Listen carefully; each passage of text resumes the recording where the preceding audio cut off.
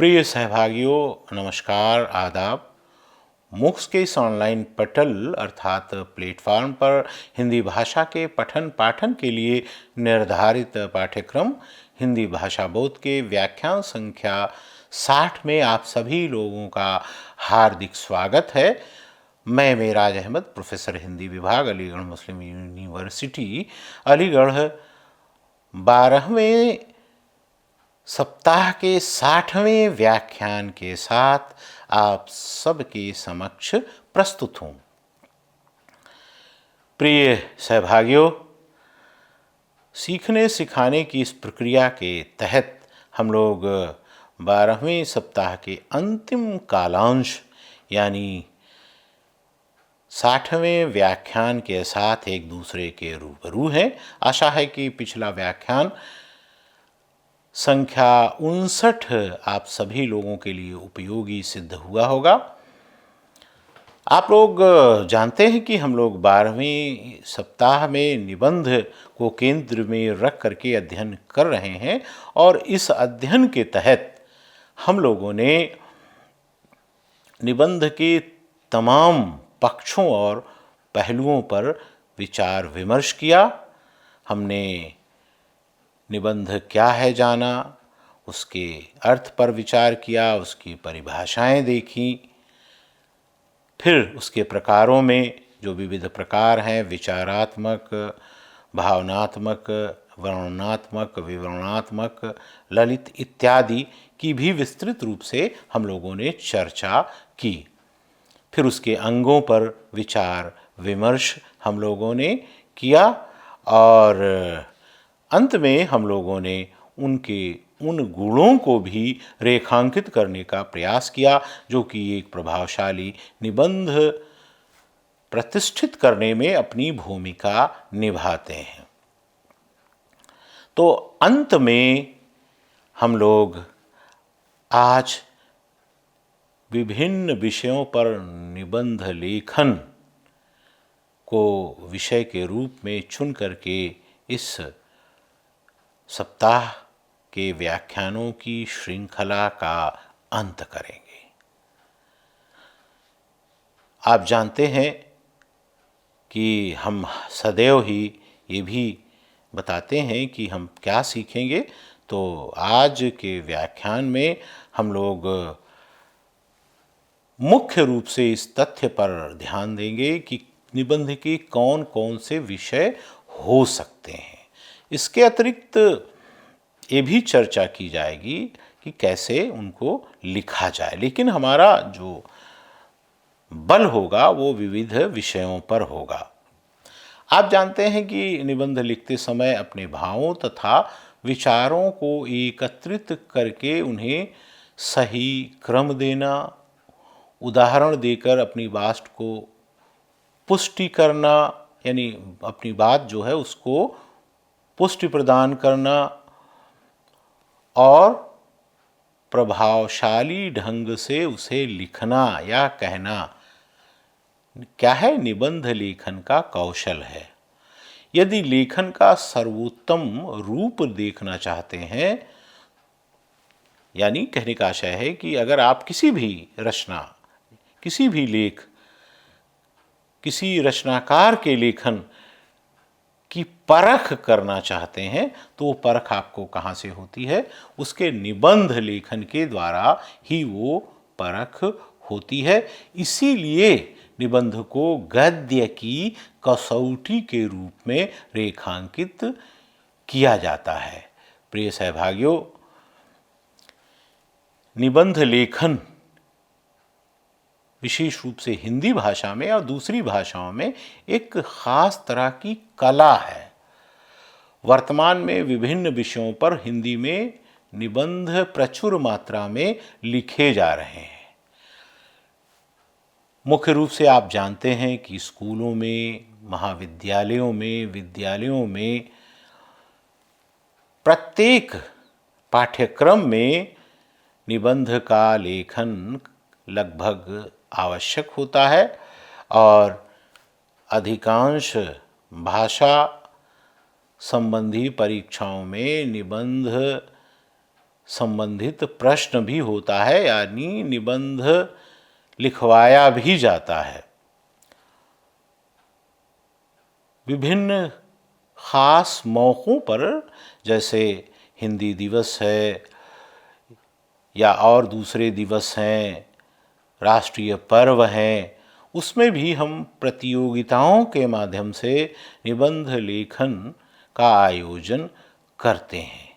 विभिन्न प्रकार की जो प्रतियोगी परीक्षाएं हैं उसमें भी निबंध लेखन से संबंधित प्रश्न पूछा जाता है। तो एक छोटा सा प्रश्न बनता है कि कैसे लिखें।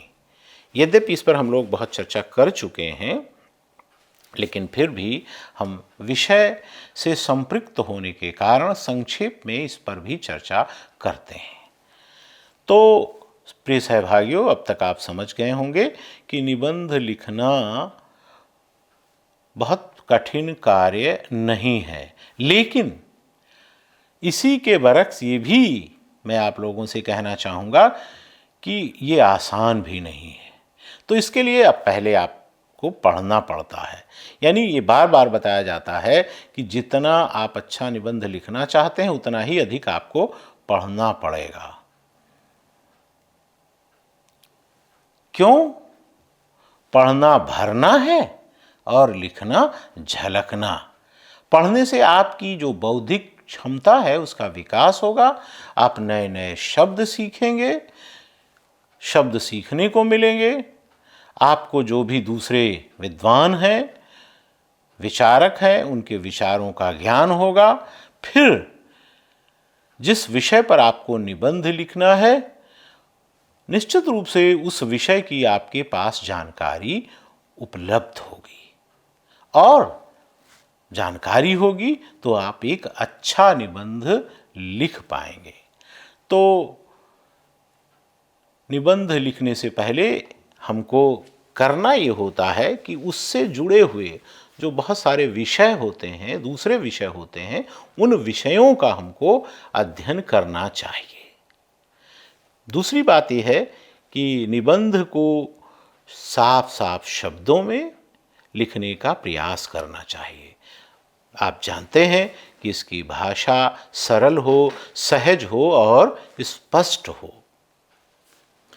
जो उसके विविध अंग हैं, जैसे शीर्षक, प्रस्तावना, विस्तार, निष्कर्ष, सदैव इन सभी अंगों को हम संतुलित रूप से निबंध में सम्मिलित करें या उसका प्रयोग करें।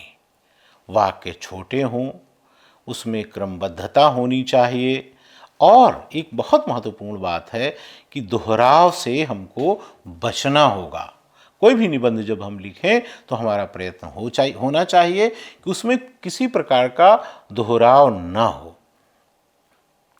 आप अपने अर्जित ज्ञान के साथ साथ निबंधों में, यानी जो भी निबंध लिख रहे हैं उसमें अपने विचार को भी सम्मिलित ज़रूर करें, और जब निबंध लिख लें तो उसको 2-3 बार ज़रूर पढ़ें। अगर ऐसा करते हैं तो जो भी आपकी भूलें हैं, जो गलतियां रह गई हैं, वो सुधर जाएंगी।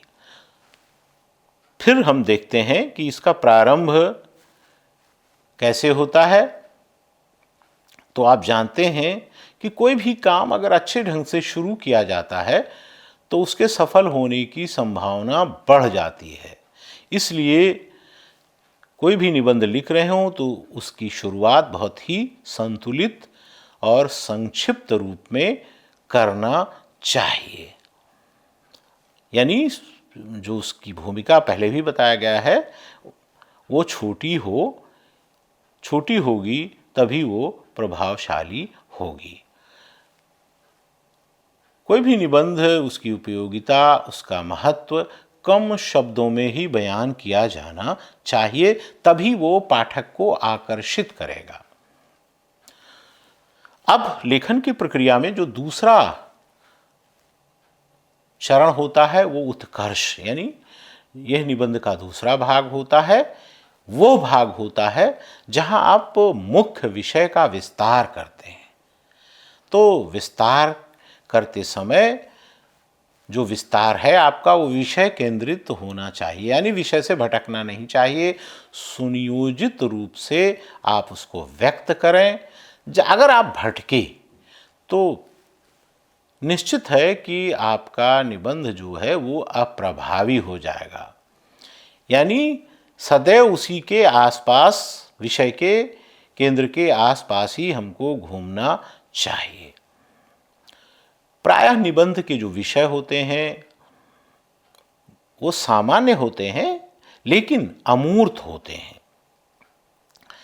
यदि किसी विषय विशेष के सकारात्मक और नकारात्मक दोनों ही पक्षों को समेटते हुए विचारों को व्यवस्थित ढंग से आप व्यक्त करते हैं तो वो निबंध एक प्रभावशाली निबंध होगा और आपके लक्ष्यों की पूर्ति करेगा। यही जो लेखन है वो पाठकों के भीतर निबंध के प्रति रुचि भी पैदा करेगा और अंत तक इसी रुचि को बनाए रखेगा। इसलिए आप जानते हैं, बार बार ये बात कही जा रही है कि विचारों की व्यवस्था हो, वो सुनियोजित हो, क्रमबद्धता हो, सुनिश्चित हो, और अगर इसका ध्यान रखेंगे तो आपके निबंध का जो उत्कर्ष है वो अपने ऊंचाइयों को छू लेगा। फिर इसके बाद हम चरमोत्कर्ष, जहाँ हम पहुँचना चाहते हैं, जिन ऊंचाइयों को छूना चाहते हैं, ये सबसे महत्वपूर्ण भाग होता है और यहाँ पर हम उक्त संदर्भों को, तथ्यों को ध्यान में रख करके पहुँच सकते हैं। इसके बाद फिर हम नीचे की तरफ यात्रा करते हैं, जिसको अपकर्ष, हालांकि ये बहुत मौजू यानी प्रासंगिक शब्द नहीं है, तो ये बड़ा मुश्किल हिस्सा होता है। यहाँ आकर के जो विषय का विस्तार है उसको हम समेटते हैं, यानी उसको हम निष्कर्ष की तरफ ले जाने का एक प्रयास करते हैं, यानी निष्कर्ष की तरफ जाने से पहले का ये भाग होता है। तो इसको बहुत ही ध्यानपूर्वक और समझदारी के साथ सुनियोजित रूप में हमें लिखना होता है और अंत में हम पाठकों का ध्यान जो है वो मुख्य बिंदु की तरफ कैसे ले जाते हैं, निश्चित रूप से उपसंहार के माध्यम से ले जाते हैं। इसके लिए हम क्या करते हैं कि रूपरेखा तैयार करते हैं, यानी पूरे लेखन के लिए जो भी हम आरंभ से, प्रस्तावना से लेकर के, आरंभ से लेकर के निष्कर्ष तक आते हैं, उसके लिए जब लेखन की प्रक्रिया शुरू होती है तो हमने पहले भी बताया कि रूपरेखा तैयार की जाती है। दो प्रकार की रूपरेखाएं होती हैं, पहली होती है विस्तृत रूपरेखा, दूसरी होती है संक्षिप्त रूपरेखा। रूपरेखा में प्रत्येक बिंदु के साथ साथ महत्वपूर्ण तथ्य, घटना, विचार और जो भी उद्धरण हो सकते हैं उनको हम लिखते हैं, यानी विस्तार के साथ लिखते हैं।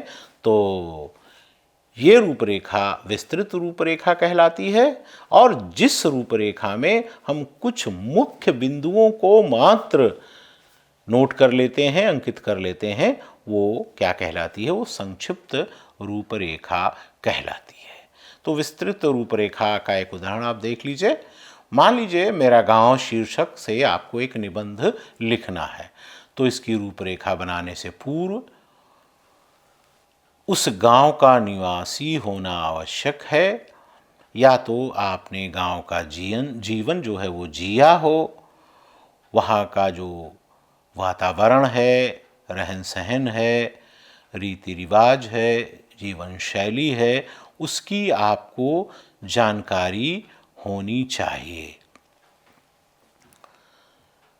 तो अब कैसे हम उसकी रूपरेखा बनाएंगे? सबसे पहले हम प्रस्तावना प्रस्तुत करेंगे फिर उसके बाद मुख्य अंश में हम विषय का परिचय कराते हुए उसके महत्व को बताएंगे, फिर उसके गुण और दोषों पर दृष्टिपात करेंगे, यानी उसका विवेचन करेंगे, और अंत में उपसंहार लिख करके हम निबंध का अंत करेंगे। यानी अपने गांव के संबंध में जो मुख्य तत्व हैं जिसको अभी तक हमने व्याख्यायित करते हुए समझा है उसको प्रस्तुत करेंगे। और हमने अभी आपसे उल्लेख किया कि संक्षिप्त रूपरेखा, तो संक्षिप्त रूपरेखा का प्रयोग प्रायः परीक्षा में जो निबंध लिखना होता है उसी के लिए इसका प्रयोग किया जाता है। वहाँ आपके पास इतना अवसर नहीं होता है कि विस्तृत रूपरेखा आप तैयार करें। वहाँ पर चुनाव भी आप नहीं कर सकते, यानी कौन सी सामग्री चुनें, कौन सी सामग्री छोड़ें। जो आपके पास उस वक्त तक, यानी आपके मस्तिष्क में संचित सामग्री है, उसी सामग्री का प्रयोग हमें करना होता है। तो एक संक्षिप्त रूपरेखा हमको परीक्षा भवन में बना लेनी चाहिए। तो मान लीजिए आपको आधुनिक शिक्षा प्रणाली के गुण दोष पर निबंध लिखना है, तो सबसे पहले प्रस्तावना आप लिखेंगे, फिर जीवन में शिक्षा के महत्व को बताएंगे।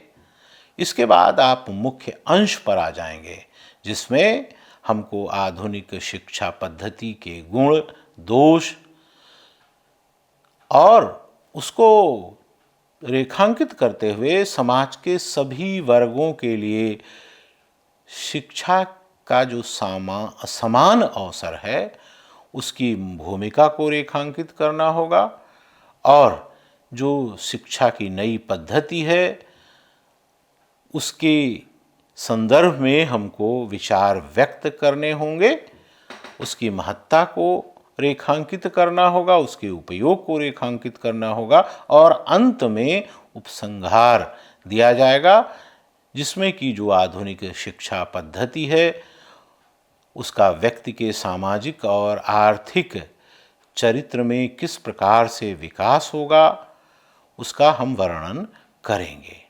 तो इसके माध्यम से आप लोग समझ गए होंगे कि कैसे आप एक निबंध की रूपरेखा तैयार करते हैं। इसी प्रकार से दूसरे भी निबंध लिखे जाते हैं। जो हमने अभी बताया वो वस्तुतः जो विचार प्रधान निबंध होते हैं उसकी रूपरेखा होती है, और अगर आपको भावनात्मक निबंध लिखना है, यानी भावनात्मक वर्ग का निबंध लिखना है, तो उसमें भी हम इसी पद्धति को अपनाते हैं। बस इसमें कल्पना की जो महत्ता है वो प्रतिपादित होती है, यानी उसकी आवश्यकता होती है, उसको हम प्रयोग में लाते हैं। कल्पना के माध्यम से इस प्रकार के निबंधों को हम पूरा करते हैं। कई एक विषय भी हैं आप देख सकते हैं, जैसे चांदनी रात, बुढ़ापा, बरसात इत्यादि इसी के अंतर्गत आते हैं। इसमें चिंतन पक्ष का प्राबल्य होता है। गौरतलब ये है कि इस प्रकार से इसको हम प्रस्तुत करें कि जो पाठक है उसको कविता का आनंद इसके माध्यम से मिले। इस प्रकार के लेखन में लेखक अपनी सूझबूझ तथा कल्पना को मूर्त रूप देने के लिए विषय चुनता है, और इसमें अलंकारिक भाषा भी प्रयुक्त की जा सकती है। कभी कभी किसी साहित्यिक विषय पर हमको निबंध लिखना होता है, ये आलोचनात्मक निबंध की श्रेणी में आते हैं। तो इससे हमारा रचना के प्रति जो विवेक होता है वो विवेक जागृत होता है। बहुत सारी जो निबंध की रचनाएं हैं वो जैसे मुंशी प्रेमचंद, तुलसीदास, आधुनिक हिंदी कविता, छायावाद इत्यादि इसी वर्ग में आने वाली रचनाएं हैं। और इसके अतिरिक्त एक और श्रेणी जिसको कि आप जानते हैं वर्णनात्मक निबंधों की, ये विवरण से युक्त होता है। विचारात्मक निबंध जो है उसमें मनोविज्ञान, समाज, राजनीति, दर्शन आदि से संबंधित विषय होते हैं। भावनात्मक निबंध जो हैं भाव प्रवण होते हैं, भावों पर लिखे जाते हैं। ललित निबंध भी आप अगर लिखते हैं तो वो आत्मानुभूति का सहारा लेकर के विचार उसमें व्यक्त किया जाता है। तो आप समझ गए होंगे कि कैसे आप एक निबंध लिखें, यानी निबंध लेखन की जो प्रक्रिया है उसका जो व्यावहारिक पक्ष है उस पर हम लोगों ने अभी बात की है। अब हम लोग बात करेंगे कि निबंध के विषय कौन कौन से हैं। यद्यपि इसका क्षेत्र असीम है, इसको ना किसी वर्ग में हम विभाजित कर सकते हैं, ना इसको हम श्रेणी में विभाजित कर सकते हैं, लेकिन फिर भी हम कुछ विषय आप लोगों के सामने प्रस्तुत करेंगे जो कि निबंध के विषय के रूप में प्रयुक्त किए जाते हैं या जा सकते हैं या जाते रहे हैं। पहला जो है वो है साहित्यिक एवं सांस्कृतिक निबंध के विषय, यानी बहुत सारे निबंध ऐसे होते हैं जिनका कि विषय साहित्य और संस्कृति से संपृक्त होता है। तो उनके उदाहरण आप देख लीजिए, उनके नाम आपके सामने मैं प्रस्तुत कर रहा हूं। बहुत चर्चित, बहुलिखित और परीक्षा में बहुत बार पूछे जाने वाले विषय के रूप में आप लोग जानते हैं कि साहित्य समाज का दर्पण है अथवा साहित्य समाज का दर्पण नहीं मार्गदर्शक है। ये दो विषय हैं। इसके अतिरिक्त साहित्य का उद्देश्य, संस्कृति और समाज, राष्ट्र निर्माण में साहित्यकार की भूमिका, या इसको इस प्रकार से भी कह सकते हैं समाज के प्रति साहित्यकार का दायित्व, भारतीय संस्कृति, मेरा प्रिय साहित्यकार प्रेमचंद, जयशंकर प्रसाद, किसी का भी आप यहाँ पर नाम जोड़ सकते हैं, मेरे प्रिय कवि कबीरदास, सूरदास, तुलसीदास, कोई भी हो सकता है, मेरी प्रिय कृति जिसमें कि कोई भी रचना हो सकती है, विशेष रूप से रामचरितमानस, सूरसागर इत्यादि इत्यादि। एक और विषय इसमें आता है हिंदी साहित्य पाठकों का अभाव। ये बड़ा ज्वलंत विषय है, बड़ा चर्चित विषय है। इसी से संबंधित कुछ विषय ऐसे हैं जो कि लोकोक्तियों और कथनों से शीर्षक चुनते हैं या उनके शीर्षक उससे चुने जाते हैं। जैसे कबीरा संगति साधु की, हरै और की व्याधि, या इसको संक्षेप में सतसंगति नाम से भी लिख सकते हैं। परिश्रम ही सफलता की कुंजी है, परहित सरस धर्म नहीं भाई, अथवा निस्वार्थ सेवा। एक और लोकोक्ति है, करत करत अभ्यास के जड़मति होत सुजान। समय किसी की प्रतीक्षा नहीं करता। कथन समय का सदुपयोग के लिए होता है। दैव देव आलसी पुकारा, मन के हारे हार है, मन के जीते जीत। पंक्ति है, जहाँ सुमति तहाँ संपत्ति नाना, जहाँ कुमति तहाँ विपत्ति निदाना। इसको भी हम शीर्षक के रूप में प्रयुक्त कर सकते हैं। वाणी का माधुर्य, पराधीन सपने सुख नाही, विपत्ति कसौटी जे कसे सोई सांचे मीत, तेते पांव पसारिए जेती लंबी सौर, लक्ष्मी की महिमा अथवा दादा बड़ा न भैया, सबसे बड़ा रुपैया। जब आवे संतोष धन, सब धन धूरी समान, सांच बराबर तप नहीं, झूठ बराबर पाप, बुरा जो देखन मैं चला, मुझसा बुरा न कोय। ये सारे विषय हो सकते हैं। इसके बाद हम विविध समस्याओं पर आधारित विषय पर भी ध्यान आकृष्ट करेंगे।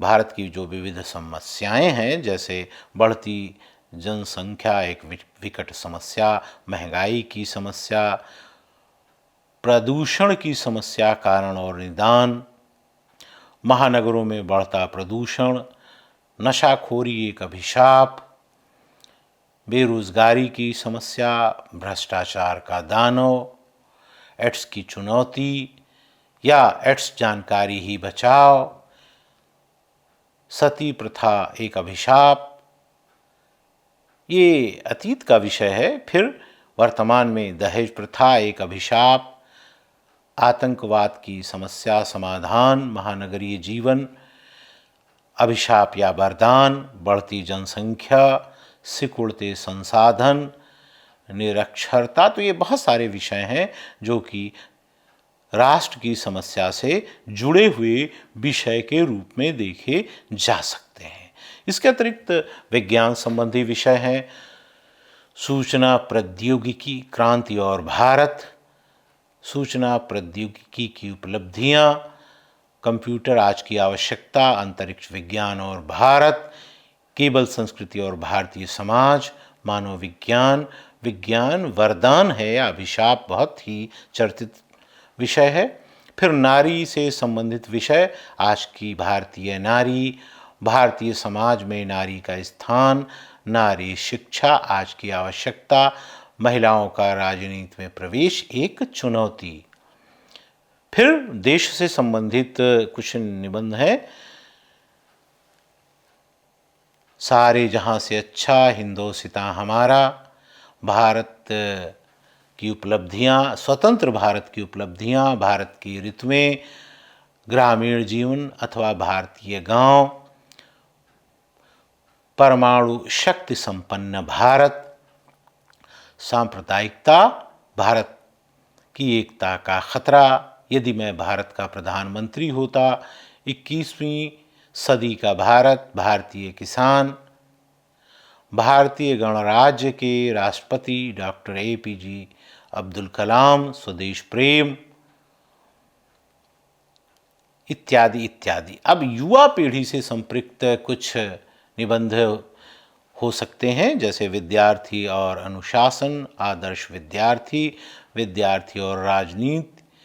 एक विषय ये भी बड़ा चर्चित है, राजनीति में छात्र प्रवेश उचित या अनुचित, छात्र असंतोष, कारण और समाधान। इसके बाद हम लोग देखते हैं समाचार पत्र, प्रेस इत्यादि से संबंधित समाचार पत्र और उनकी उपयोगिता, विज्ञान और समाचार पत्र। दूसरे और भी निबंधों पर थोड़ा सा हम देख लें, दृष्टिपात कर लें। वर्तमान युग में शिक्षा प्रसार के विभिन्न साधन, भाग्य और पुरुषार्थ, शिक्षा और व्यवसाय, धर्मनिरपेक्षता और राष्ट्रीय एकता, हमारे राष्ट्रीय पर्व, विभिन्न प्रकार के पर्व होते हैं, उस पर अलग अलग आप विषय बना सकते हैं। आदर्श मित्र, किसी मेले का आँखों देखा वर्णन, चांदनी रात में नौका विहार, देशाटन, व्यायाम और स्वास्थ्य, यदि मैं शिक्षा मंत्री होता, भारत का प्राकृतिक सौंदर्य, बाल मजदूरी एक अभिशाप, दूरदर्शन विकास या विनाश, मेरी पर्वतीय यात्रा या मेरी कश्मीर यात्रा या कोई भी यात्रा हो सकती है।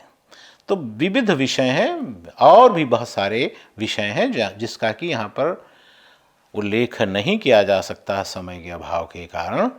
एक बात और मैं आप लोगों को बताना चाहूँगा कि धीरे धीरे विकसित होने के साथ जैसे चीज़ें सिमटती जा रही हैं, तो निबंध भी प्रायः ये देखा जाता है कि अब अनुच्छेद लेखन का रूप ग्रहण कर रहा है। तो इसको भी हमें जानना चाहिए। और अंत में बताना चाहूँगा कि वस्तुतः किसी भी प्रकार का निबंध अच्छा कैसे लिखा जाता है, उसकी विधि क्या होती है, ये सब अंततः अभ्यास पर निर्भर करते हैं। तो प्रिय सहभागियों, आज का ये जो विषय है निश्चित रूप से आप लोगों ने आत्मसात कर लिया होगा, ऐसी उम्मीद है। और हम लोग अंतिम क्रियाकलाप की तरफ आने से पहले, इससे पहले व्याख्यान के उत्तर देखेंगे। उत्तरमाला 59 की देखिए, यानी व्याख्यान संख्या 59 की 1 का दा, 2 का दा, 3 का दा, 4 का बा और 5 का भा। अब आज का जो प्रश्न है उसे देखिए। विचारात्मक निबंध नहीं है। विकल्पा भारत में जनसंख्या वृद्धि, विकल्पा शिक्षा का अंधविश्वास, फूलों की अभिलाषा, इनमें से कोई नहीं। इनमें भावात्मक निबंध है। मेरा विद्यालय, बरसात का एक दिन, श्रद्धा और प्रेम, इनमें से सभी साहित्यिक निबंध में आते हैं। अविचार, ब वर्णन, सभाव, दा कबीरदास। प्रश्न नंबर 4 वर्णनात्मक निबंध में नहीं है। अगणतंत्र दिवस, व ताजमहल, सा क्रोध, इनमें से कोई नहीं। प्रश्न नंबर 5 ललित निबंध को माना जाता है। विचारात्मक निबंध, वर्णनात्मक निबंध, आत्मकथात्मक निबंध और इनमें से कोई नहीं। तो इस प्रकार से न केवल ये सत्र समाप्त होता है, बल्कि जो हम लोगों ने एक विषय के साथ साथ अध्ययन अध्यापन के लिए हिंदी से संबंधित ज्ञान के क्षेत्र को, जो कि प्रायः प्रत्येक विद्यार्थी के लिए जिसका संबंध हिंदी से है या भाषा से है, उसके लिए आवश्यक होता है। और ये आपकी अभिव्यक्ति की क्षमता को विस्तृत करने में मदद करता है। हिंदी भाषा बोध हमने चुना और आप लोगों ने पूरे 12 सप्ताह अपने संयम को बनाए रखा। हमारे साथ आप लोग जुड़े रहे, आरंभ से लेकर के अंत तक आप लोग बने रहे। और समय समय पर जो हमने आपको स्वाध्याय के लिए कार्य दिया, उसको भी आप लोग निश्चित रूप से पूरा करते रहे होंगे। तो इस सब के लिए आप लोग धन्यवाद के पात्र हैं। मैं आप सभी लोगों का आभारी हूँ। मैं और अपने सहयोगी श्री डॉक्टर गुलाम फरीद साबरी के साथ आपको एक बार धन्यवाद पुनः ज्ञापित करता हूँ। धन्यवाद।